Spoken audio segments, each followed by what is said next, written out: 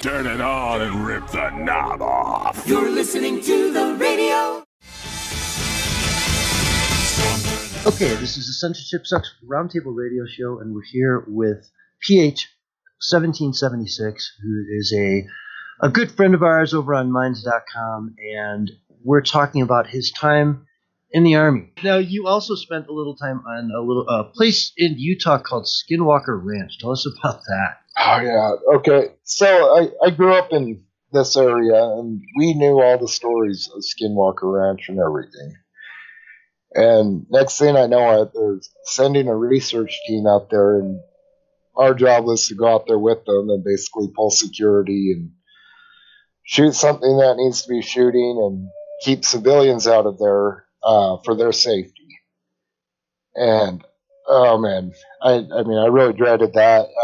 A lot of that, I think, was a punishment because I did something that sort of angered some of my higher ups during that time, because I've never been a person to keep his mouth shut. I've always been the person to fight against the current. Mm-hmm. But that's when, oh man, the water baby thing, holy crap. I mean, that was frightening. I never saw it. They told me that's what it was, and but I mean, I was close enough. I could hear it. I could hear it crying. It sounded like an injured baby screaming for help. Mm-hmm. I radioed it in, and that's when they're like, "It's a water baby, run." I'm like, "What? Water babies, run!" And so I start running away from it, and the noise sort of changed. And later on, they told me that's when they start pursuing. But I got far enough away from the water source that they laid off the pursuit. But I will never forget those noises, and just thinking about them, all the hair stand up on end. And from that moment on, in that area of the country, the Badlands and stuff like that, I will not night fish. I will not go out on a boat during the night. It's nighttime. I am keeping my distance away from any water source. Wouldn't blame you. Wow. Yeah, I wouldn't blame you either. That's such a scary story. Yeah, so now how many, you said you spent like maybe 3 weeks or so on that ranch? Yes. And that must have been a long 3 weeks. It was a long 3 weeks. And like, we'd hear EVPs over the radio. A lot of crazy stuff would happen. There's this one night, we could not keep our radios charged. Whenever we changed the battery, there would always be this big spark, and the batteries would be dead automatically. Brand new batteries, brand new radios. That for like almost 2 full days, we could not keep any electronics working in that area. Everything were just, something was zapping all the energy out of everything. And wow, yeah, that's a common phenomenon with that kind of activity too. Yeah, that would be scary. Yeah, I've heard so many stories about Skinwalker Ranch. I mean, that place is just world famous, and the parallel forest as well. Mm. Although I don't think so much for Bigfoot activity, but for like other kind of paranormal stuff. Yeah, that's the dumbest thing I did as a private in Oklahoma was when we got drunk, we decided, let's go in the middle of the parallel forest on Halloween, on Devil's Night. Oh, wow.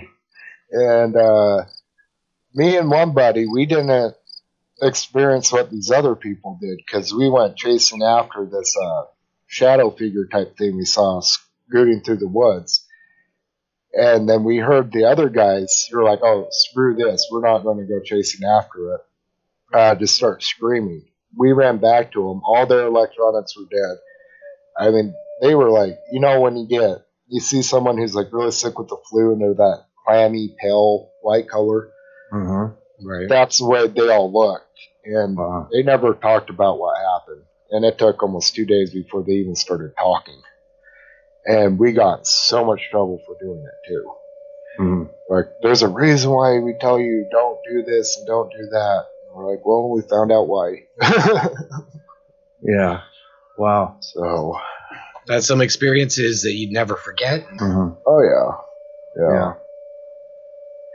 It's incredible to hear these types of firsthand stories, because I'm always hearing it, on the radio or whatever else.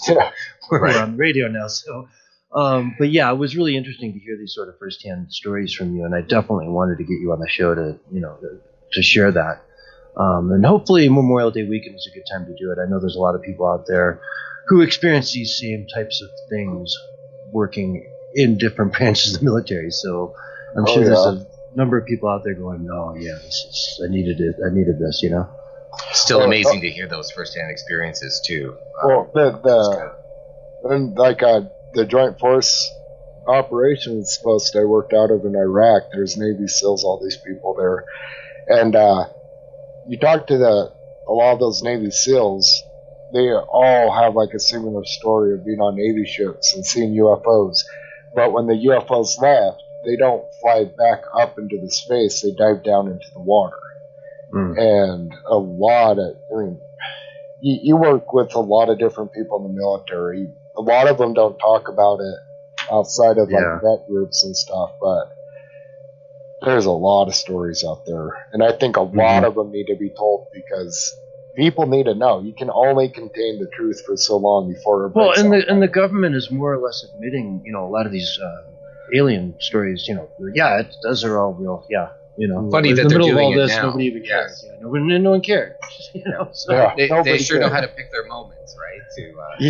Right. Well, I think a lot of it. Oh, sorry. I'm sorry, man. We're just about to run out of time, and I wanted to also remind everyone that you and I spent.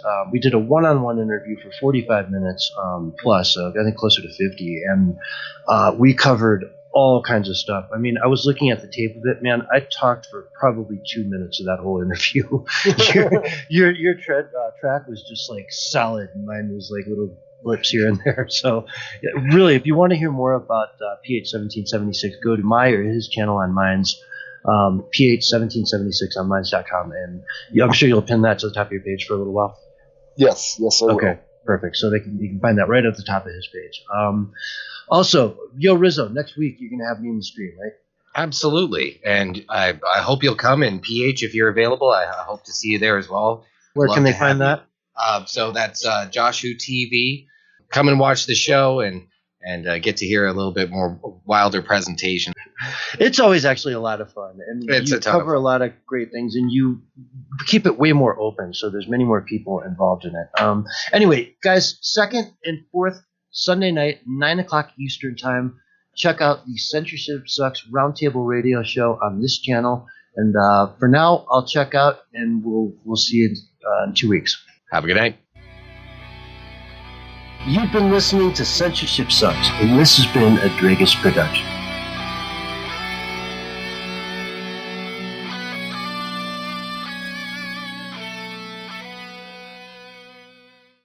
Go ahead, caller. You're on with Dingo and the Baby. Is this Dingo?